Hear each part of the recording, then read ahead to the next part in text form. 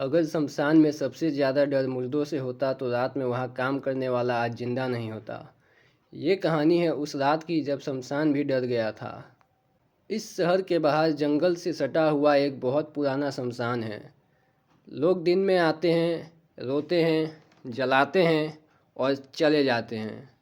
लेकिन रात में वहाँ रहता है सिर्फ एक आदमी, रामदीन, शमशान का चौकीदार। 20 साल से ज़्यादा उसने लाशें देखी हैं, जलती चिताएं देखी हैं और रोती हुई भीड़ देखी है। उसका कहना है डर मुर्दों से नहीं लगता, डर तो तब लगता है जब कोई मरा हुआ चलने लगे। उस रात अमावस थी।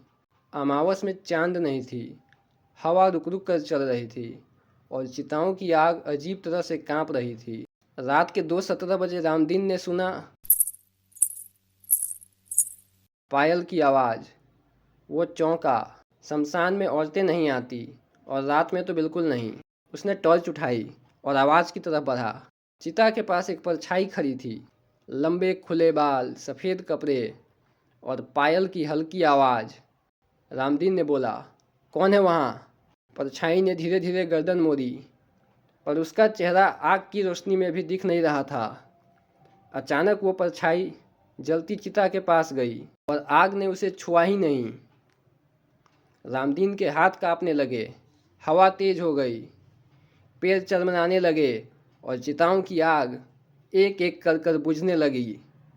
उसने फिर सुना एक और आवाज़, इस बार पायल की, रोने की आवाज़।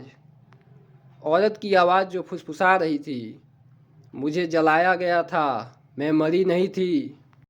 रामदीन पीछे मुड़ा भागने के लिए, लेकिन रास्ते में वो परछाई फिर से खड़ी थी। अब उसका चेहरा दिखा, आंखें खुली थी लेकिन उनमें जिंदगी नहीं थी।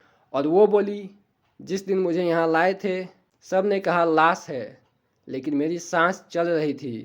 आग लगाई गई और कोई नहीं रुका। रामदीन चीख पड़ा। उसी पल पूरा शमशान एक साथ गूंज उठा।